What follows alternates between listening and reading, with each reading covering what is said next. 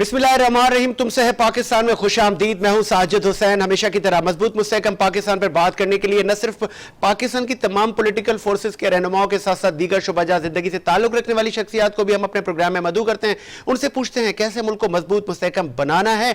और कोविड की fourth wave जिस तरह तबाह कारियां ला रही है, जहां पे मईशत का पट्टा बैठ रहा है, महंगाई का आलम दूसरी तरफ, तो तीसरी तरफ अमवात और बहुत सारे पेशेंट हॉस्पिटलाइज हो रहे हैं। एनसीओसी और सिंध हुकूमत एक मरतबा फिर से एक पेज पर नजर नहीं आए। और अलबत्ता आज की प्रेस कॉन्फ्रेंस के बाद कुछ मामला ठंडा होते हुए नजर आ रहा है।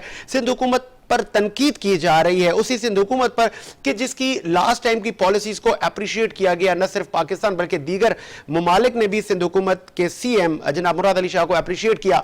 क्या वो आज बेहतरी कर रहे हैं, या कोई भी हुकूमत जब अपने शहर, अपने सूबे में या अपने मुल्क में इस तरह की सख्तियां करती है तो उसका वोट बैंक और उसकी जो फैन फॉलोइंग है उस पर भी तमाम चीजें असरअंदाज होती हैं। आज हम किस तरफ जा रहे हैं इस पर हम बात करेंगे। और महंगाई का आलम है, भूख, अफलास, बेरोजगारी जन्म ले रही है, और तीसरी जानिब वबाई ये आफत है। तहसीन आबदी ने हमें इस वक्त ज्वाइन किया है, उनसे बात करते हैं। आप सिंध हुकूमत की रिप्रेजेंटेटिव है। बहुत शुक्रिया तहसीन आबदी साहब, आपने ज्वाइन किया। Thank you so much Sajid. Tahseen Abdi साहबा, लास्ट ईयर तो अप्रिशिएट किया गया था आपके सिंध हुकूमत की पॉलिसीज को, लेकिन इस बार न सिर्फ ताजिर बल्कि जो सिंध में अपोजिशन की जमातें हैं, आपने तो कहा था कि आपने उनको एतमाद में लिया है, लेकिन फारूक सत्तार साहब से लेकर एमक्यूएम पाकिस्तान, फिर ताजिर रहनुमा, सभी तो आप पर क्रिटिसाइज कर रहे हैं। बिस्मिल्लाहिर्रहमानिर्रहीम। साजिद, पहले तो मैं कहूँगी बहुत ही अफसोस का मकाम है बीइंग पाकिस्तानी सिटीजन कि हम तमाम इस कौम के लिए, तमाम हमारे लीडर्स के लिए, स्पेशली कौम तो नहीं हो, लीडर्स को ही बोलूंगी कि एक ऐसी वबा कि जिसने पूरी दुनिया के अवाम को अपनी लपेट में ले लिया। अब इंटरनेशनली तमाम ममालिक में आपने देखा होगा कि फर्स्ट वेव आई, सेकेंड वेव आई, कहीं पर भी किसी ने सियासत नहीं की। यहाँ पे इंसानी जानों का मसला था, लेकिन अनफॉर्चुनेटली हमारे मुल्क में जिस तरह सियासत की गई है, डे वन से जब से कोविड स्टार्ट हुआ था, सिंध गवर्नमेंट ने पहले भी इनिशिएटिव लिया कि अपने अवाम के लिए, अपने लोगों के लिए, अपने सूबे के लोगों के लिए कि जी लॉकडाउन लगाने से सिंध गवर्नमेंट को, साजिद एक कॉमन सेंस की बात है, क्या फायदा हो सकता है। प्योरली अवाम के लिए बात की हमने। और अभी जो एनसीओसी की आपने बात की, आपने मुर्तजा वहाब साहब की प्रेस कॉन्फ्रेंस भी सुनी होगी कि जब ये डिसीजन लिया जा रहा था, ऑन प्रोसेस था ये डिसीजन, जब उस वक्त भी एनसीओसी से भी, असद उमर साहब से भी, और जो वज़ीर आज़म के मुशीर सेहत हैं फैसल साहब, डॉक्टर फैसल सुल्तान, उनसे भी तमाम लोगों से मशावरत की गई थी, उनकी तरफ से ओके हुआ था। बल्कि एनसीओसी ने अपनी कुछ अमेंडमेंट्स दी थी कि उसमें ऐड कर दी जाए, उनको भी इनकॉर्पोरेट किया गया है, जो हमने नोटिफिकेशन निकाला था। उसके बाद अचानक जो है कुछ गुजरा जो है, जो आपको पता है कि पता नहीं उनका पब्लिसिटी स्टंट होता है या क्या होता है कि हर थोड़े देरों बाद में एक ऐसा बयान देते हैं जिससे उनको न्यूज में रहना होता है। लेकिन खुदारा उनको सोचना चाहिए कि यहाँ उनकी पब्लिसिटी मैटर नहीं करती, यहाँ पे अवाम की जाने में जो है हमें उनको महफूज करना है, वो मैटर करती है। लेकिन ऐसे वक्त पे सियासत करना, जबकि तमाम चीजें जो है वो म्यूचुअल अंडरस्टैंडिंग के साथ हुई हैं। अगर हमारा बयान, अगर हमने जो ये बातें कर रहे हैं कि हमने उनको कॉन्फिडेंस में नहीं लिया था, तो क्या इनके वजीर की जानिब से साजिद कोई तरदीद आई कि हमने उनसे बात नहीं की थी, हमने उनको कॉन्फिडेंस में नहीं लिया था? ठीक है तहसीन आबदी साहबा, आपने तो कहा कि आपने कॉन्फिडेंट में लिया, लेकिन दूसरी जानिब leader of opposition Haleem Adil Sheikh साहब कहते हैं कि जी हम पर अंडों की बरसात की गई और पीपल्स पार्टी के लोगों ने मुझ पर हमला किया। एक तरफ कोविड तो दूसरी तरफ हलीम आदिल शेख साहब ने भी इल्जामात लगाए कि मुझे एतमाद में नहीं लिया गया इस सिचुएशन पर। और तीसरी जानिब उन्होंने कहा कि जब हम घूमते हैं, सिंध के मुख्तलिफ अजला में जाते हैं, तो पीपल्स पार्टी के वर्कर मुझ पर हमला करते हैं। अब देखिए साजिद, ये हलीम आदिल शेख साहब आई डोंट नो कौन सी सियासत कर रहे हैं, कौन से पर्सनल ग्रजेस निकाल रहे हैं। कभी उन पे सांप छोड़ दिया जाता है, कभी उनके ऊपर अटैक कर दिया जाता है। मतलब मुझे उनकी सियासत समझ से बाहर है, हम सबकी समझ से बाहर है कि वो किस तरह इतने इमेच्योर लोगों को पीटीआई सेलेक्ट करवा के असेंबलीज में भेज दिया गया है कि उनको कुछ पता ही नहीं है कि वो एक स्टेटमेंट आज देते हैं, कल वो दूसरा स्टेटमेंट देते हैं। मतलब आप इस सूबे के, इस शहर के, इस मुल्क के शहरी हैं, यहाँ पे किसको मना है कि आजाद ना घूम सके, बल्कि इनके साथ जिस तरह ये मुसल्लह होके घूमते हैं, इससे तो आम शहरियों को तहफ्फुज़ जो है। ठीक है तहसीन आबदी साहिबा, आपने ठीक है लॉकडाउन लगाया और लगाना चाहिए भी था, और तमाम मेडिकल जो एक्सपर्ट हैं उनके मशवरात से लगाया, उनसे आपने मशवरे किए, उन्होंने आपको एडवाइस किया, लेकिन क्या ही अच्छा होता कि ये तमाम लॉकडाउन लगाने से पहले आप डेली वेजर्स का ख्याल करते, आप उस जो लकीर से नीचे रहने वाला तबका है उसका ख्याल करते, उसको अशिया खुर्दनोश प्रोवाइड करना भी हुकूमतों की जिम्मेदारी है, उसके दीगर जो अखराजात हैं उसको कौन बेयर करेगा, तो वो जो महरूमी है उसको कैसे खत्म किया जाए वो भी तो बताएं। देखिए साजिद, हमने कुछ चीजें, आपने तो खैर जो अंडर पॉवर्टी लाइन 40% है आपने उसकी बात की, वो तो ओवरऑल पाकिस्तान में जिस तरह महंगाई का तूफान जो है अवाम के ऊपर मुसल्लत किया गया है इस नाअहल ना हुकूमत ने, तो वो तो हमारे सामने ही है कि अवाम किस तरह पिसते चले आ रहे हैं, महंगाई से भी पिसते चले आ रहे हैं, बेरोजगारी से भी पिसते चले आ रहे हैं। लेकिन अगर आप अभी रिसेंट देखें हमारा जो नोटिफिकेशन, अगर आपने डॉक्यूमेंट पढ़ा हो, तो हमने इंडस्ट्रीज को जो है कुछ इंडस्ट्रीज को भी एग्जाम किया है हमने। इसी तरह कुछ दुकानें हैं जैसे किराने की दुकानें हैं या मेडिकल स्टोर्स हैं, जहाँ पे लाइक वो छोटे कारोबार करने वाले लोग हैं, उनके लिए हमने आराम मतलब थोड़ी सी नरमी रखी है। हमने ऐसा नहीं रखा कि बिल्कुल कारोबार अपना बंद कर दें, लेकिन मुझे पता है कि डेली वेजेस के लोगों को यकीनन इससे मुतासिर होंगे। लेकिन साथ यहाँ पे जानों की बात आ गई है, हमें उनकी जानों की हिफाजत भी करनी है। हमें लोगों को वैक्सीन की तरफ भी मोटिवेट करना है कि जी आप अगर वैक्सीन 100% लगा लेते हैं तो ये लॉकडाउन की नौबत ही ना आती। लेकिन अनफॉर्चुनेटली हमारे लोगों को अवेयर नहीं किया गया, जो ठीक है, एक ठीक है। लास्ट में तहसीन आबदी साहिबा, आपको लग रहा है कि ये तकरीबन 1.5 से 2 साल होने जा रहे हैं, हमने वैक्सीनेशन स्टार्ट की 60 साल 50 साल 40 साल, कहीं हमने ताखीर तो नहीं कर दी? अगर उस टाइम पे वैक्सीनेशन हमारे पास कसीर तादाद में होती और घर घर वैक्सीनेशन जैसे मोबाइल वैक्सीनेशन भी आप लोगों ने स्टार्ट की है, तो आज कम से कम भी हम 10 से 15 करोड़ लोगों को वैक्सीनेटेड कर चुके होते। देखिए साजिद, अगर आप फैक्ट्स एंड फिगर्स देखें तो ओवरऑल पाकिस्तान में अगर आप सिंध का रेशियो देखें तो वो सबसे ज्यादा है कि जहाँ पे लोगों ने वैक्सीन लगवाई है। हमने अभी सिंध गवर्नमेंट ने ये इनिशिएटिव लिया था कि हमने लोगों को कि किसी भी तरह अगर आवाम इसमें नहीं आ पा रहे हैं, उस वैक्सीनेशन के सर्किल में नहीं आ पा रहे हैं, हमने सिम बंद करने की भी बात की, इसीलिए बात की। उसके बाद रिजल्ट आया कि एक एक दिन में 1,85,000 1,95,000 लोग जो है वो वैक्सीन लगवाने आए। पूरे पाकिस्तान में एक ट्रेंड बन गया। ये सिंध गवर्नमेंट का इनिशिएटिव था। तो हमने स्टार्ट में भी कोशिश की थी, लेकिन आपको भी पता है कि हमारे वसाइल बड़े महदूद हैं। फेडरल की तरफ से हमें किस तरह एनएफसी में भी हमें कम दिया जा रहा है। हमें जाहिर सी बात है तमाम चीजों को देख के चलना होता है। फिर वैक्सीन को इंपोर्ट करना, क्योंकि शुरू में तो वैक्सीन को इंपोर्ट करना भी एक इशू था। नहीं तहसीन सॉरी फॉर इंटरप्ट, आपको तो वफाक वैक्सीन तो प्रोवाइड कर रहा है। असद उमर साहब ने कहा है कि जो चाहिए सिंध हुकूमत को हम देंगे। देखिए जी, वफाक के बातें बड़ी बड़ी हैं साजिद, लेकिन हमें फैक्ट्स पे बात करनी चाहिए। पानी भी वो कहता है सिंध को देता है, लेकिन सिंध का ही पानी रोका जाता है। अगर कोई चीज कम है ना तो तमाम सूबों में डिस्ट्रीब्यूशन इक्वल होनी चाहिए ना। तो आपकी जानिब से तो आपकी जानिब से तरदीद होनी चाहिए ना। अगर वहां से एक बात की जाती है कि एक्नॉलेजमेंट आती है कि हम आपकी इस तरह से हेल्प कर रहे हैं, लेकिन आपकी तरफ से तो तरदीद तो सामने नहीं आई या एविडेंस तो आप लोगों ने शो नहीं किए। वैक्सीन दे रहे हैं वो इतनी नहीं थी, लेकिन फिर भी सिंध गवर्नमेंट ने अपनी पूरी 100% देके कि ज्यादा से ज्यादा लोगों को, मैं आपको बता रही हूँ कि पूरे पाकिस्तान में अगर आप सिंध का रेशियो निकालें तो वैक्सीनेटेड लोग सबसे ज्यादा आपको सिंध में मिलेंगे। ठीक है, बहुत शुक्रिया तहसीन आबदी साहिबा, आपने सिंध हुकूमत का मौक़िफ़ बताया। आगे बढ़ाते हैं प्रोग्राम को, और भी बहुत सारे लोग हमें ज्वाइन करेंगे। हम वफाक से भी पूछेंगे उनका मौक़िफ़, डॉक्टर हजरात से भी पूछेंगे कि ये 4th वेव कितनी डेंजर है। जी, इस वक्त हमें ज्वाइन किया है ग्रैंड डेमोक्रेटिक अलायंस के सैयद अली रजा साहब ने। अली साहब, बहुत शुक्रिया, आपने टाइम दिया। और स्टार्ट इसी से करेंगे कि कोविड की 4th वेव, अमवात में इजाफा, लेकिन बदकिस्मती से एनसीओसी और सिंध हुकूमत वफाक आज इस वबा में भी एक पेज पर नहीं है। तो आपका इस पे क्या रोल होना चाहिए? जीडीए ने क्या रोल इस पे अदा किया? Thank you for calling me in your show Sajid भाई। और इसमें गुजारिश ये है कि एक ऐसी सूरत हाल से हम गुजर रहे हैं जिससे दुनिया निकल चुकी है, लेकिन आज तक हम निकल नहीं पा रहे। और हमें समझ ये नहीं आ रहा है कि कोई ये देखे ना, किसी का कोई जाती इख्तिलाफ नहीं है, ये किसी का जाती मसला नहीं है, ये इंसान जात का मसला है। और इस पर क्यों अभी तक ये सब लोग एक पेज पे नहीं आ रहे हैं जैसे कि आप बता रहे हैं? अब देखें, सूरत हाल यहाँ पर यह है कि अभी तक संजीदगी जो हुक्मरानों की होनी चाहिए वो अभी तक नजर नहीं आ रही है।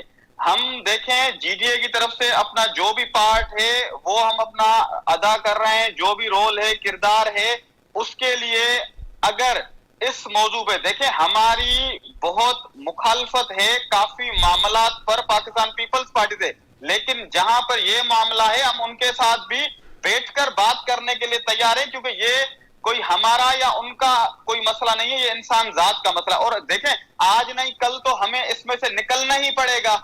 उसकी हिकमत अमली हमारे पास क्या है?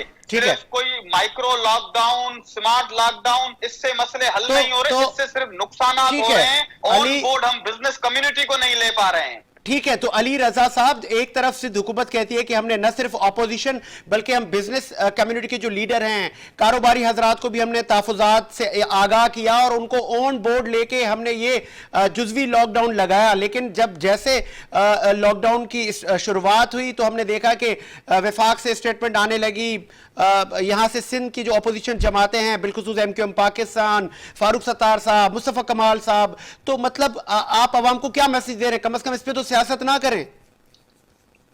सर देखें, गुजारिश ये है, मैं आपके शो के तवसल से मैं हाथ जोड़कर ये अपील करना चाहता हूं तमाम सियासी रहनुमाओं को कि यहाँ पर बिल्कुल कोई पॉलिटिकल सिचुएशन नहीं है, इलेक्शन का ये दौर नहीं है कि हम जो है यहाँ पर अपनी पॉइंट स्कोरिंग बैठकर करें। ये आवाम की जानों का मसला है, इस पे संजीदगी से सबको एक प्लेटफॉर्म पे बैठना पड़ेगा। जहां पर हम हमेशा मुखालफत में रहे हैं सिंध में पीपल्स पार्टी के, हम भी अगर इसमें तैयार हैं ये रोल और किरदार अदा करने के लिए, तो दूसरी जमायतों के कोई भी इसमें वो नहीं होनी चाहिए कि हम इस पे साथ नहीं है। अब मेरी इसमें गुजारिश है 2-3 आपकी, मैं इस पे तवज्जो लाना चाहता हूं, क्योंकि आप वो मीडिया वाले भाई हैं हमारे जो सबसे पहले इस करंट इशू को उठाते भी हैं और फिर दूसरे मीडिया चैनल्स भी इसको हाईलाइट करते हैं।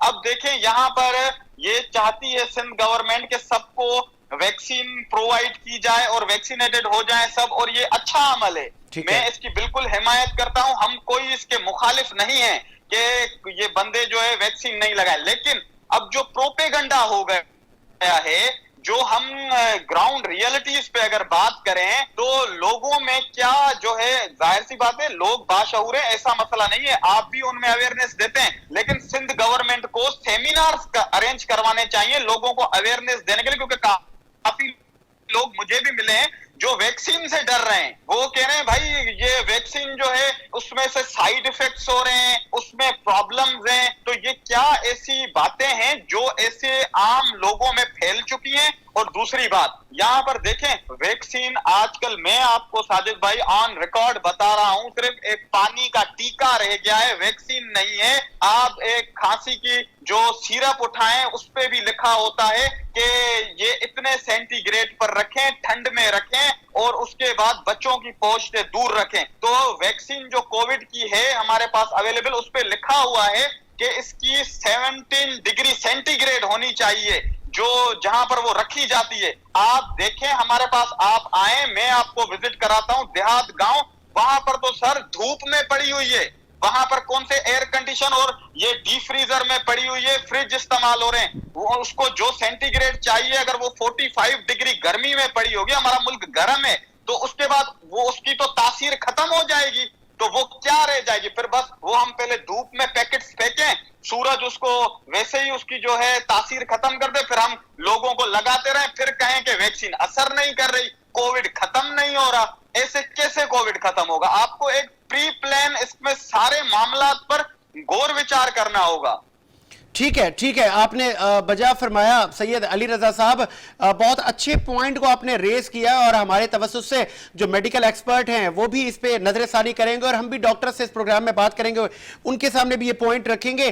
सेकंड में आऊंगा कि कोविड की आफत एक तरफ, लेकिन जब leader of opposition Haleem Adil Sheikh साहब को आज सिंध हुकूमत के साथ बैठना चाहिए था, लेकिन आज भी उन पर अंडे और डंडे और बहुत कुछ बरसाया जा रहा है। उनका यह कहना है कि मुझ पर हमले किए जा रहे हैं, मुझे सिंध के दौरे नहीं किए जाने दे रहे, और फिर इल्जामात की सियासत इस वबा में भी। तो आप भी अपोजिशन और सिंध में और वफाक में हुकूमत के साथ बैठे हैं, क्या यह रवैया जेब देता है आज सियासतदानों को? सर देखें, मैं तो तब से कहता आया हूं, काफी टीवी चैनल्स पर, टॉक शोज में और आपके चैनल पर भी मैंने काफी बार ये बात की होगी कि अवाम जिसको मैंडेट देकर असेंबलीज में पहुंचाती है, उन सबको, ख्वाह वो टेजरी बेंचेस हो या अपोजिशन हो, उन सब लीडर साहिबान को अपना किबला दुरुस्त करना होगा। मुखालफत बिराए मुखालफत, तनकीद बिराए तनकीद, ये चीजें नहीं चलेंगी। अगर आपको असेंबली में आप एक भारी मैंडेट लेकर आए, वो हलीम आदिल शेख साहब हो, मेरे लिए काबिल एहतराम है, या पीपल्स पार्टी वाले भाइयों, तो वहां पर जो मछली बाजार जब बन जाता है, वो कौमी असेंबली हो या कोई इंसिडेंट केपीके की असेंबली में हो या सिंध असेंबली में हो, तो यकीन करें तकरीबन सब पॉलिटिकल जो भी लीडर साहिबान हैं, जो एक मैच्योर मेंटेलिटी रखते हैं, जो सियासत को एन इबादत समझते हैं, वो सब उनके सर जो है शर्म से झुक जाते हैं। बाकी अब रही बात उनकी जो सियासत को करप्शन समझते हैं, जिनका शेवा है कि सिर्फ हम असेंबलीज में पहुंचे, मरात मिलें, एमपीए एमएनए बनकर मिनिस्ट्रियां लें, लूट खसूट करें, तो उनके लिए तो सर ये कोई बात नहीं है। वो हलीम आदिल शेख पे एक हमला क्या, ऐसे 10 हमले पहले भी करवा चुके, आगे भी करते रहेंगे। लेकिन हमें ये थोड़ी बुर्दबारी लानी चाहिए और सोच विचार गौर करने के बाद इस हम जो है नतीजे पे पहुंचे कि हमें सिर्फ हमारे हल्के की आवाम नहीं देख रही, जिसने हमें असेंबलीज में पहुंचा, हमें पूरा पाकिस्तान देख रहा है, पूरी दुनिया देख रही है। हम सर बंदरों की तरह छलांगे लगाने के लिए असेंबलीज में नहीं जाना चाहते, आवाम को डिलीवर करने के लिए जाना चाहते हैं, आवाम के काम करने के लिए जाना चाहते हैं। ठीक है, सैयद अली रजा साहब, साबिक वजीर आला सिंध जनाब अरबाब गुलाम रहीम को मुआविन खुसूसी बनाया गया और पीटीआई हुकूमत का कहना है कि अब हम सिंध में मुतहरिक होंगे और सिंध में पीटीआई को सरगर्म करेंगे और आप उनके अलाए हैं। कैसे देख रहे हैं कि फिर पुराने जो पॉलिटिशियंस हैं उनको एक्टिव किया जा रहा है? क्या सिंध की आवाम का कुछ भला होगा? सर इसमें गुजारिश ये है, देखें डॉक्टर अरबाब गुलाम रहीम एक मंझे हुए सियासतदान हैं और अरबाब साहब की पीटीआई में आना पीटीआई के लिए एक बहुत बड़ी अचीवमेंट है और इस पे हम जीडीए और पाकिस्तान तहरीक इंसाफ 2018 की इलेक्शन से एक दूसरे के अलायंस में है। अच्छा, डॉक्टर अरबाब गुलाम रहीम साहब के पीटीआई में जाने से जीडीए की अलायंस और पीटीआई के इत्तेहाद को कोई भी फर्क नहीं पड़ता, वो उसी जगह पर खड़े हुए हैं। बाकी एक चीज बहुत अच्छी है, डॉक्टर अरबाब गुलाम रहीम साहब का जब वो चीफ एग्जीक्यूटिव थे, सूबे सिंध के सीएम थे, उनका दौर आज भी लोगों के पास सुनहरी अल्फाज में याद किया जाता है। उनकी देखें लोगों में उन्होंने डिलीवरेंस दी है, उन पे आज तक पीपल्स पार्टी उनकी बहुत बड़ी मुखालिफ है, लेकिन आज तक एक करप्शन की एक पाई की भी उनके ऊपर चार्जेस साबित नहीं कर सकी।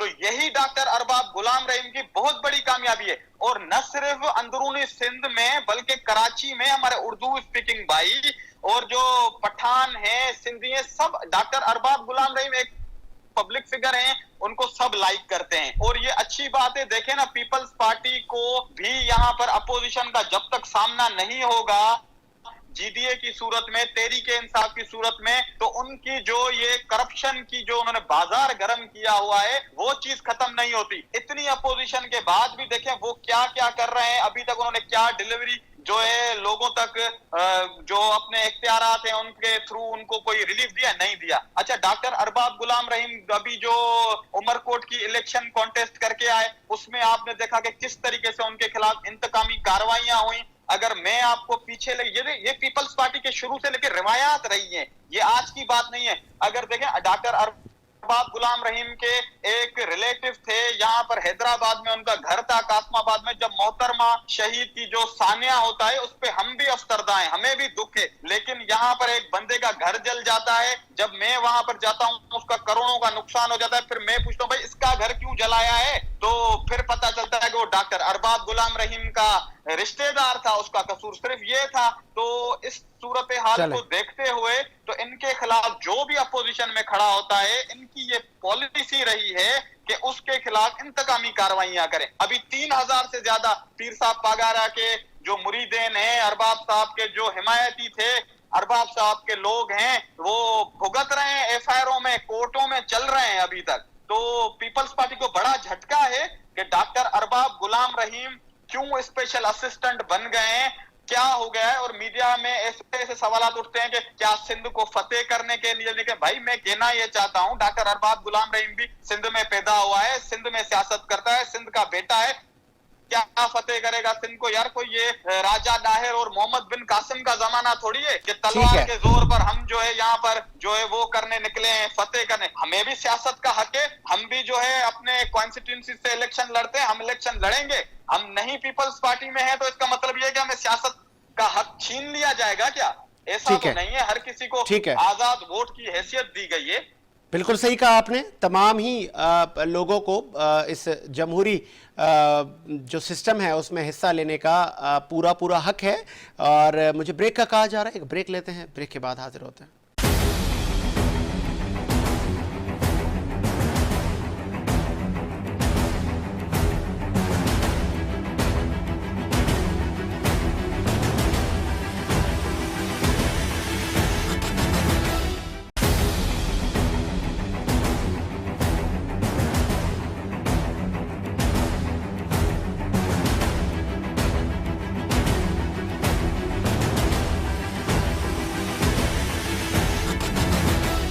ब्रेक के बाद खुश आमदीद। प्रोग्राम को आगे बढ़ाते हैं और इस वक्त शर्जील गोपलानी साहब हमारे साथ मौजूद हैं। शर्जील साहब, क्या आपको आवाज आ रही है?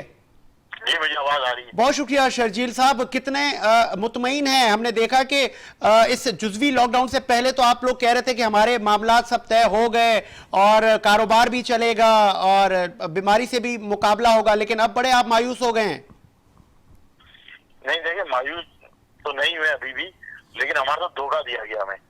जब स्टेट खुद बुला के हमसे बात कर रही है और स्टेट ने बोला कि सीएम साहब मिलना चाह रहे हैं और 2 वज़रा ने बैठ के हमसे सारे मामला पेश किए, जिसमें इन्होंने बताया कि हम उसमें अमेंडमेंट करवा लेते हैं नोटिफिकेशन में। ये 2 घंटा वक्त बढ़ाने की बात हुई, साथ साथ जो है एक छुट्टी खत्म करने की बात हुई, जो कारोबार बंद थे उनको खोलने की बात हुई। लेकिन हमसे धोखा ये किया गया कि जब टास्क फोर्स का इजलास था उसमें तमाम चीजें बंद कर दी गई, जबकि उस टास्क फोर्स के इजलास में पीटीआई का कहना यह है कि हमने भी मुखालफत की, federation of Pakistan chamber of commerce and industry ने भी मुखालफत की और Karachi chamber of commerce and industry ने भी मुखालफत की इस लॉकडाउन की। इसके बावजूद भी सीएम साहब ने जो है वो लॉकडाउन लगाना बेहतर समझा। ठीक है, तो आपको आज आपने असद उमर साहब की भी प्रेस कॉन्फ्रेंस सुनी होगी, तो उन्होंने तो जितनी भी प्रेस कॉन्फ्रेंस की, उन्होंने सिंध को तो ज़ेरे बहस नहीं लाए। वो जितने भी उन्होंने अहकामात जारी किए वो इस्लामाबाद से लेके मुल्तान, मुल्तान से लेके पिंडी, लेकिन हैदराबाद, कराची और सिंध के दीगर अजला के लिए तो उन्होंने कोई बात नहीं की। इसका मतलब है 18th अमेंडमेंट के बाद सूबा अगर कुछ कर रहा है और सूबे ने वफाक को इसका मतलब है एतमाद में लिया था। नहीं देखिए, एनसीओसी का कहना यह है कि हमने किसी किस्म की लॉकडाउन की बात नहीं की। कल वज़ीर आज़म साहब ने भी ये बात की है कि लॉकडाउन हल नहीं है। और आज खुर्रम शेर जमान साहब हमारे दफ्तर आए थे और खुर्रम शेर जमान साहब ने भी यही बात की कि हमारी प्राइम मिनिस्टर साहब ने लॉकडाउन की बात नहीं की, स्मार्ट लॉकडाउन की बात की है। और स्मार्ट लॉकडाउन अगर लगता है तो उसको बेहतर था। बिल्कुल मैशत का पहिया तो जाम नहीं कर सकता। हमारे मुल्क के हालात ऐसे नहीं है कि हम जो है बिल्कुल बंद करके बैठ जाए। तो आगे अब क्या लाए अमल है तमाम ताजर तंजीमों का? आगे आपने क्या एडवाइस की है हुकूमत को, या क्या डिमांड्स हैं आपकी, किस तरह चला जाए? आपको लग रहा है कि 8 अगस्त के बाद ये जुज़वी लॉकडाउन के बाद कुछ नरमी होगी या मजीद सख्तियां होंगी आगे? देखिए, वो तो उन्होंने कमिटमेंट किया है कि 9 तारीख से हम हर हालत में खोल देंगे, लेकिन हम ये कोशिश कर रहे हैं कि पहले खुल जाए और हर हालत में खुल जाए। कल हम 2 बजे मुत्तहिदा कौमी मूवमेंट के साथ भी बैठ के प्रेस कॉन्फ्रेंस कर रहे हैं और आगे का नया अमल हम कुछ बताने जा रहे हैं। लेकिन आपको नहीं लग रहा शर्जील गोपलानी साहब, ठीक है ये खदशात आपके भी वो कहते हैं कि काबिले वो हैं, सताइश हैं कि आप चाह रहे हैं कि मईशत का पहिया भी चले, इस वबा से भी लड़ना है, कोई बीच का रास्ता निकाला जाए, लेकिन जो इस वक्त हॉस्पिटल की सूरत हाल है, आपको लग रहा है कि इस पे सियासत तो कहीं नहीं हो रही? देखिए, सियासत तो हमारा काम नहीं है, हम तो ताजिर लोग हैं। लेकिन एक चीज तो सोचते कि है ना, हम क्या करें, हम क्या कहाँ जाए। जब स्टेट ही हमें सपोर्ट नहीं कर रही, या तो हमें फाइनेंशियल स्टेट सपोर्ट कर दे तो हम ठीक है घर पे बैठ जाते हैं। हमारे स्टाफ की सैलरीज है, पहले भी बिल वगैरह देने पड़ते हैं, हर महीने हमें किराया देना है दुकान का, घरों का, ये हम कहाँ पे ओवरहेड पूरे करेंगे? ये आपने बात मीडिया पर और प्रैक्टिकली रिटन में की है कि आप ठीक है अगर आप जुज़वी लॉकडाउन की तरफ जा रहे हैं, लेकिन हमारे जो तहफ़्फ़ुज़ात हैं, हमारी जो सैलरीज हैं, जो पेंडिंग ऑर्डर्स हैं, वो आप फुलफिल करने में हुकूमत हमारी मदद करे। इस पर कोई जवाब मिला आपको? नहीं, अभी तक कोई जवाब नहीं मिला। एक जवाब आया है राशिद शाह साहब की तरफ से, वो भी मीडिया के जरिए, कि सिंध बैंक आपको लोन दे रही है, उसका सूद हम भरेंगे। लेकिन हमारी देखिए पहले से एक बात है कि हम सूद वाले मामले में पढ़ना नहीं चाहते। कुरान में बिल्कुल साफ कहा गया है कि सूद जो है अल्लाह ताला से जाएंगे। तो हम विलासुदी कर्जे की बात कर रहे हैं, वो बोल रहे हैं आप विदाउट सिक्योरिटी ले लें, हम बोल रहे हैं हम आपको सिक्योरिटी ले लें। हमें सिक्योरिटी रखने में कोई प्रॉब्लम नहीं, हमने ये कर्जा वापस करना है। क्योंकि कर्ज जब नहीं जाता है तो हमारी यदि मौत हो गई तो अल्लाह के आगे माफी नहीं है। तो हम कर्ज अदा करके जाना चाहते हैं, लेकिन हमें कर्ज दिया जाए ताकि सूद का अंतर हम पे नहीं हो।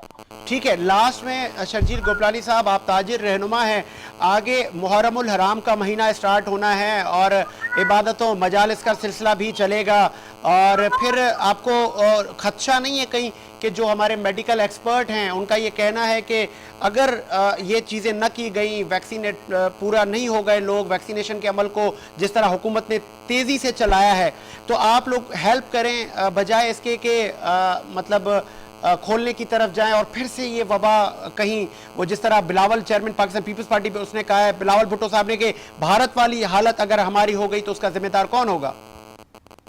देखिए बात यह है कि उनके खदशात बिल्कुल सही है, लेकिन वैक्सीनेशन के लिए जो इंतजाम करने चाहिए वो भी नहीं है। हमने गवर्नमेंट को ऑफर की है, आपने हमारी सिफारिशात में देखा होगा तो हमारे जितने भी एसोसिएशन के ऑफिस है, हमने उनको ऑफर की है कि आप ये जो हम देते हैं वैक्सीनेशन कराने के लिए, अगर आपको स्टोर करने के लिए भी कोई फ्रीजर की जरूरत है वो भी हम प्रोवाइड करने को तैयार है। आप हमें टीमें दें और वैक्सीनेशन प्रोवाइड करें। हर मार्केट की जिम्मेदारी हमारी है कि 1 वीक के अंदर 100% आपको हम रिजल्ट दे देंगे वैक्सीनेशन करा के, क्योंकि हम जब मार्केटों में खुद मौजूद है तो हम आपको हेल्पिंग हैंड देना चाहते हैं। लेकिन हुकूमत के उसमें भी हमारे साथ खड़े होने को तैयार नहीं है। वो सिर्फ और सिर्फ अपने जो हेल्थ के मराकज़ है, जहाँ पे आप देखें कि इसको किस आलम से लोग जमा है और वहाँ पे कोरोना किस स्पीड से फैल रहा है। आपने कल देखा एक्सपो सेंटर का क्या हाल है, खालिद जीना हॉल का क्या हाल है, रियादी जनरल हॉस्पिटल का क्या हाल है, गाँव मेडिकल कॉलेज आप देख लें, सिविल हॉस्पिटल देख लें, जिला हॉस्पिटल देख लें, तो लाइनें लगी हुई हैं। इस वक्त मैं बहादुराबाद से आ रहा हूँ, बहादुराबाद में भी आई खिदमत वाले जो वैक्सीनेशन करा रहे हैं वहाँ पे लंबी कतारें लगी हुई है और कोई जो है सेल्फ डिस्टेंस नहीं है, लोग मास्क नहीं यूज कर रहे हैं। ये चीजें भी तो आप देखें ना। ठीक है, ठीक है, बहुत शुक्रिया शर्जील गोपलानी साहब, आपने अपना कीमती वक्त दिया और प्रोग्राम को मजीद आगे बढ़ाते हैं। डॉक्टर लियाकत साहब हमारे साथ कॉल पर मौजूद है। डॉक्टर साहब खुशामदीद कहेंगे आपको। जी खुशामदीद सर। डॉक्टर साहब बहुत शुक्रिया, आपने टाइम दिया। और जिस तरह कोविड की 4th वेव और अमवात में इजाफा, लेकिन आज भी बहुत सारे लोग सीरियस नहीं ले रहे, क्या आप आवाम को आगाही कैसे देंगे? सर हम तो आवाम को आगाही दे रहे हैं और हमारी आवाम जो है ईसा नगरी की और पूरी कराची की मसीह आवाम जो है बड़ी बाशऊर है और बड़ी बाअवेयर है। वो तो इंजेक्शन भी लगवा रहे हैं और मास्क का इस्तेमाल भी कर रहे हैं। ठीक है, लेकिन मसला ये है कि कराची के जो आवाम है वो अगर नहीं अवेयर तो हम क्या कर सकते हैं, उनको हम जबरदस्ती नहीं कर सकते। हम अपनी आवाम को ये कहते हैं कि आप मास्क पहने, आप सैनिटाइजर का यूज करें और आप जो है ना वैक्सीनेशन लगवाएं। अच्छा ठीक है, आज भी आप देखें वैक्सीनेशन सेंटर पे हमारी आवाम ज्यादा होगी वहाँ पे। अच्छा ठीक है डॉक्टर लियाकत साहब, जो एहतियाती तदाबीर, एक तो SOPs हुकूमत भी अमल करवाने में लगी हुई है, लेकिन जब इंजेक्शन ये लगता है और पहले क्या BP चेक किया जाता है, फिर इंजेक्शन लगने के बाद कुछ वेट करवाया जाता है, कुछ बताएंगे? अवाम में बहुत खौफ व हरास है ताकि वो इत्मीनान से इंजेक्शन लगवाएं। अच्छा वेट इसलिए करवाया जाता है कि कहीं किसी को फीवर ना हो, किसी को वोमिटिंग का अलामत ना हो, इसलिए उनको वेट करवाया था। मैं भी गया था जब वैक्सीनेशन सेंटर में, तो मुझे ही वेट करवाया था। तो इसीलिए करवाते हैं किसी को जो है ना वोमिटिंग ना हो या कोई ऐसा मसला ना हो कि चक्कर, कोई मसला नहीं है। अल्लाह का शुक्र है कि ऐसा कोई मसला नहीं हो। तो मैं तो अपने पूरे पाकिस्तान कहूँगा क्योंकि मैंने अपना 106 से इलेक्शन लड़ा। ठीक है, MP का ना। ठीक है। अच्छा डॉक्टर लियाकत साहब, कहूँगा कि आप वैक्सीनेशन लगवाएं। ठीक है, अपने मुस्लिम भाइयों को भी यही कहता हूँ कि वैक्सीनेशन लगवाएं। वैक्सीनेशन लगवा रहे हैं वो, और अल्लाह का शुक्र है कि बहुत सारे लोग लगवा रहे हैं, कोई ऐसा कोई रिएक्शन ठीक नहीं आ है। रहा। डॉक्टर साहब, हॉस्पिटल पर कितना दबाव है, कितने पेशेंट हैं हॉस्पिटल, चाहे सिविल है, इंडस है, जितने कराची शहर के हॉस्पिटल है, उनके क्या हालात हैं? सर जो भी कोरोना अवेयरनेस के हॉस्पिटल है उन पे बहुत रश है, और जाहिर है कि जो दूसरे हॉस्पिटल प्राइवेट को ले नहीं रहे ना किसी को, तो जो कोरोना के लिए स्पेशल किए गए हैं, जैसे सेंट्रल गवर्नमेंट ने निको में एक बनाया है कोरोना वैक्सीनेशन अवेयरनेस सेंटर, तो उसमें काफी रश है, वहाँ पे जगह मिलनी मुश्किल हो जाती है। और तमाम हॉस्पिटल में जगह मिलनी बहुत मुश्किल है। अच्छा, सिंध हुकूमत के इकदामात से कितने आप मुतमईन हैं? क्या इकदामात बेहतर किए जा रहे हैं या इससे भी बढ़कर और भी मामला तय किए जा सकते थे और अच्छे इकदामात किए जा सकते थे, या सब सही है? मैं ये कह रहा हूँ कि सिंध हुकूमत बहुत अच्छा काम कर रही है, लेकिन जो लोग ना ये मास्क जो है ना मास्क प्रोवाइड करने चाहिए, क्योंकि हर बंदे के पास 10 रुपए का मास्क देना मुश्किल हो जाती है कि हर रोज वो एक मास्क ले। और मैं सिंध हुकूमत से गुजारिश करूंगा, अपील करूंगा कि वो जितने भी कराची के अवाम है उनको कम अज कम ये है कि और कुछ नहीं तो मास्क जो है ना वो अवेलेबल करें। चलें, बहुत शुक्रिया डॉक्टर लियाकत साहब, आपने टाइम दिया। प्रोग्राम को मजीद आगे बढ़ाते हैं और पाकिस्तान तहरीक इंसाफ के रहनुमाओं ने में ज्वाइन किया है। सरबुलंद साहब ने में ज्वाइन किया। सरबुलंद साहब, खुश आमदीद कहेंगे आपको। अस्सलाम वालेकुम साजिद साहब। सरबुलंद साहब, आप वफाक को रिप्रेजेंट करते हैं और कोविड की 4th वेव के बाद बहुत ही, अगर मैं कहूं, बदकिस्मती है कि इस वबा में भी सिंध हुकूमत और वफाक एक पेज पे नजर नहीं आता। इससे कबल NCOC ने और तमाम आपके वज़रा ने कहा कि सिंध हुकूमत को जो हेल्प चाहिए हम करेंगे, लेकिन जब जुज़वी लॉकडाउन लगा तो बहुत सारी स्टेटमेंट आपकी तरफ से, ऑपोजिशन की तरफ से सामने आई, तो अवाम तो कंफ्यूजन का शिकार है। कैसे आप उनको मुतमईन करेंगे? बहुत शुक्रिया साहिद साहब, आपने अहम इशू पे मुझे कॉल पे लिया है। असल इशू ये है कि हम नहीं चाहते कि आवाम भूख का शिकार हो। बेरोजगारी पाकिस्तान में तो आपको पता है कितनी फीसद है, कितने लोग अफेक्टेड हैं, अपने बिजनेस के कारोबार, डेली वेजेस के लोग हैं जो बहुत मुतासिर हैं इससे। तो हम नहीं चाहते कि लोग कोविड से तो बच सकते हैं लेकिन भूख से ना मरे। तो हमारी ये है कि स्मार्ट लॉकडाउन हो जिसमें बिजनेस भी चले और साथ साथ जो है वो बिजनेस के साथ जो है मजदूर आम आदमी की जो जिंदगी है वो भी मुतासिर ना हो।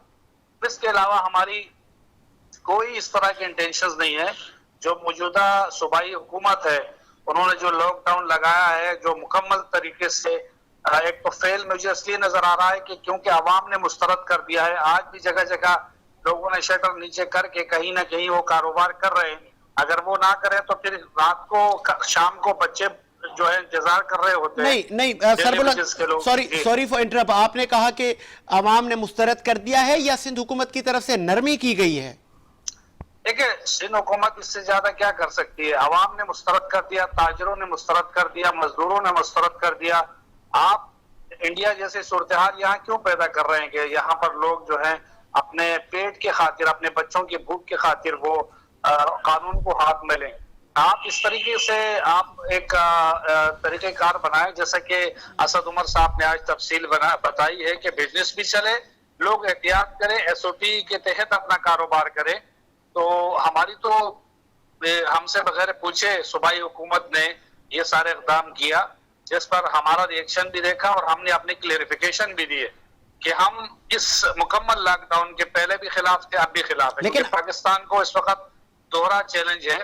कोरोना का चैलेंज तो आलमी सतह पर है लेकिन पाकिस्तान की मईशत, पाकिस्तान के कारोबार, पाकिस्तान की आम मजदूर, आम एक शहरी, आम एक आदमी जो है वो इसका मुतहम्मिल नहीं हो सकता। सरबुलंद साहब, आज NCOC के जो सरबराह हैं जनाब असद उमर साहब, लेकिन आज उन्होंने कराची का तो और सिंध का तो नाम नहीं लिया। उन्होंने कहा कि पिंडी, मुल्तान, इस्लामाबाद में ये मामला चलेंगे, लेकिन सिंध की तरफ जो अब इस वक्त सूरत हाल है उस पर तो उन्होंने कोई रिलैक्सन की कोई बात नहीं की।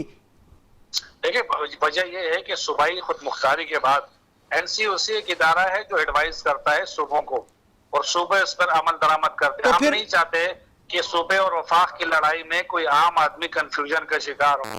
तो सर सूबे ने जो भी अहकाम जारी किए हैं, वफाक की हुकूमत उनके साथ इस हवाले से जरूर खड़ी है कि वो जो इक़दाम कर रही है। लेकिन एक हमारी जो PTI का मौक़िफ़ है, पाकिस्तान तहरीक इंसाफ के यहाँ के जो मेंबर्स हैं, यहाँ पार्टी जो है उनका, और पाकिस्तान की वफाक में जो हमारी हुकूमत है उस मौक़िफ़ है कि हम स्मार्ट लॉकडाउन की तरफ जाए, ना कि हम मुकम्मल लॉकडाउन। सरबुलंद साहब, आप मजे हुए पॉलिटिशियन हैं। आपको याद होगा कि असद उमर साहब ने कहा था कि ऐसा कोई मैकेनिज्म बनाया जाए कि इस वबा के जितने भी फैसले हैं वो एक प्लेटफॉर्म से हों। तो वफाक का प्लेटफॉर्म NCOC है, अगर वहां से ही फैसले हों, सूबों को ऑन बोर्ड लेके एक कानून हो पूरे मुल्क में, तो वो अभी तक तो नहीं हो पाया। देखिए, उन्होंने हमसे पहले ही उन्होंने ये फैसला कर दिया था सूबाई हुकूमत ने जिस पर हमने उनको कहा भी था कि इसमें वफाक शामिल नहीं है आपके साथ इस फैसले में, क्योंकि हम आम आदमी की जिंदगी में कोई मुश्किल पैदा नहीं करना चाहते। हम पाकिस्तानी मईशत की जो पहिया है उसे रोकना नहीं चाहते। हम पाकिस्तान को दरपेश मसाइल में इजाफा नहीं करना चाहते। हम चाहते हैं कि एक आम आदमी को हम ये समझा सकें कि हम आपकी जानें हमारे लिए इंतहाई कीमती है, क्योंकि आपका कारोबार भी हमारे लिए इंतहाई अहम है। तो आपका कारोबार आप करें, लेकिन SOP के तहत करें, हिफाजती इक़दाम के तहत ठीक है। करें। इस पर हमें ज्यादा जोर देने की जरूरत है कि हम स्मार्ट तरीके से ठीक है सोशल सरबुलंद, डिस्टेंसिंग के साथ ठीक है SOP के पर अमल करते हुए हम अपना कारोबार ठीक चला है सकते हैं। सरबुलंद साहब, आपको लगता है कि आज जो सिंध में सिचुएशन है, जो टास्क फोर्स और जो मेडिकल एक्सपर्ट हैं उन्होंने भी इसको मतलब कहा है कि बहुत अच्छा इकदाम है सिंध हुकूमत का, लेकिन दूसरी जानिब leader of opposition Haleem Adil Sheikh साहब पर हमला होता है, वो इल्जाम लगाते हैं सिंध हुकूमत पर, एक अफरा तफरी का माहौल है। ऐसी सिचुएशन में, ऐसे मुल्क की हालात में क्या पॉलिटिशियंस को ये जेब देता है? देखिए, बात यह है कि जब हलीम आदिल शेख साहब अपोजिशन लीडर हैं और पूरे सिंध की नुमाइंदगी करते हैं सूबाई असम्बली के अंदर, तो वो जाके लोगों के मसाइल सुनते हैं और असम्बली में आके उसका इजहार करते हैं। मुख्तलिफ प्लेटफॉर्म पर लोगों को और आवाम को और हुकूमत को आगाही देते हैं कि इन मसाइल का सामना है और इस पर इनका संदेहाभाव होना चाहिए। लेकिन इन्होंने सिंध को 9 गो एरिया बना दिया है, सिंध के मखसूस डिस्ट्रिक्ट को। तो जबकि वो अपोजिशन लीडर हमारे देरीना कारकुन की शादी में शिरकत के लिए जा रहे थे, तो इन्होंने जाके उनकी गाड़ी में भी रोका, उन पर जानलेवा हमला भी किया, उन पर पथराव भी किया और एक किस्म की अपने दरवाजे पे उनकी बेइज्जती भी की है। तो ये काबिल मजम्मत है और ये एक रिवायत तो नेगेटिव रही है। इसके लिए MKM जो अलसन था वो बड़ा मशहूर था। अब ये जो Pakistan Peoples Party Zardari group जो है, अब ये भी मशहूर हो गया है, क्योंकि ये सियासी तौर पे हमारा मुकाबला नहीं कर पा रहे। खान साहब कराची आ रहे हैं, इस वजह से ये सिंध आ रहे हैं, इस वजह से बौखलाहट का शिकार है और इनको अब सिंध अपने हाथों से जाता हुआ नजर आ रहा है। तो ये इंतहा पसंदी पर उतर आए हैं और इन्होंने अब हमारे अपोजिशन लीडर पे हमला नहीं किया, इन्होंने अपनी पाँव पे कुल्हाड़ी मारी है, क्योंकि सिंध की आवाम बाशऊर है और सिंधी सकाफत और सिंध के लोग मेहमान नवाज भी हैं और सिंध के लोग एक दूसरे की इज्जत करना जानते भी हैं। तो ये रिवायत सिंध की नहीं रही है, इसलिए सिंध की आवाम भी सरदारी पीपल्स पार्टी को मुस्तरद करते हुए पाकिस्तान तहरीक इंसाफ का भरपूर तरीके ठीक है, से लास्ट में साथ भी देंगे। ठीक है लास्ट में सरबुलंद साहब आपने बजा फरमाया, चले ठीक है, तमाम चीजें एक तरफ, लास्ट में यही सवाल मेरा सिंध हुकूमत से भी था। ठीक है, आप लोगों ने एहसास प्रोग्राम और दीगर प्रोग्राम आपने लकीर से नीचे रहने वाले तबके के लिए स्टार्ट किए, लेकिन जो इस कोरोना की जो वबा है, इस कोविड की जो सताईवी अवाम है, जो 8 दिन 15 दिन कई महीने जिनके शादी हॉल बंद हैं, जो डेली वेजर फुटपाथ पर बैठे होते हैं, उनके पास खाने के लिए कुछ नहीं है, उनके लिए फिलफौर कोई ऐसी सर्विस तो दोनों हुकूमतों की तरफ से नहीं है। देखिए, हमने 12-12 हजार रुपए दिए और तकरीबन 2.5-3 करोड़ लोगों को हमने दिए। हम उन्हीं की जिंदगी में बेहतरी लाने के लिए हमारे एहसास प्रोग्राम के तहत 36 प्रोग्राम है, लेकिन हम जैसे जैसे खजाने में पैसा जमा होते जाएंगे, हमने 6 करोड़ लोगों को टारगेट करना है जिनकी जिंदगियों में हम आसानी पैदा करना चाह रहे हैं, जिसमें दिसंबर के बाद हमारे नए प्रोग्राम्स भी आ रहे हैं। तो हमारी तो पहले अवलीन टारगेट आम गरीब मजदूर है, उसके बाद जो है दीगर चीजें हैं और मईशत का पहिया हमारे लिए भी इंतहाई अहम मामिल, इसलिए कि मईशत का पहिया चलेगा तो मजदूर भी खुशहाल रहेगा, सरमाएदार जो है वो सरमायाकारी करेगा और मुल्क भी तरक्की करेगा। लेकिन ये जो यहाँ पर सियासी जिद बैठे हुए हैं, वो नहीं चाहते कि पाकिस्तान स्टेबल हो, अपने पाँव पे खड़ा हो और एक ऐसा लीडर पाकिस्तान को मिला है जो पाकिस्तान को आगे लेके जा सकता है, मौजूदा बुरानों से निकाल सकता है। और इससे पहले कोई ऐसे लीडर आया नहीं कि जिन्हें अमेरिका को कहा हो कि एब्सोल्युटली नो।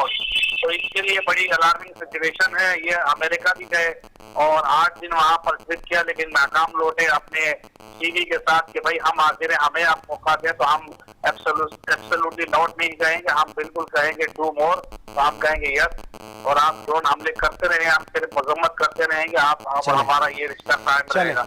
तो पाकिस्तान खुद मुख्तार और एक बाइज्जत और खुददार कौम की हैसियत के सामने आ रहा है, जो जो खूब क्या कहते हैं आनी हाथ और ये जो दीगर जो कुव्वतें हैं जो हमें नजर नहीं आ रही, जो इसराइल और इंडिया और इस तरीके की जो फोर्सेस हैं जो पाकिस्तान को स्टेबल नहीं देखना चाहते, उनकी नजरों में भी इमरान खान खटक रहे हैं और तहरीक इंसाफ खटक रही है, इसलिए सारी साजिशें हो रही है। चलें, बहुत शुक्रिया सरबुलंद साहब, आपने अपना Thank you, मौक़िफ़ thank दिया you। और इसी उम्मीद के साथ कि ये जो वबा है, ये जो आफतें हैं, ये तारीख में और आती रहती हैं, लेकिन जिंदा कौमें इनका मुकाबला करती हैं और एक होकर, इसी उम्मीद के साथ कि वन नेशन पर इसी तरह अमल होता रहे और रब्बे कायनात से ये दुआ है कि इस आफत से पाकिस्तानियों को निजात हो। साजिद हुसैन और उसकी टीम को इजाज़त दीजिए, मुलाकात होगी नए प्रोग्राम के साथ। अल्लाह हाफ़िज़।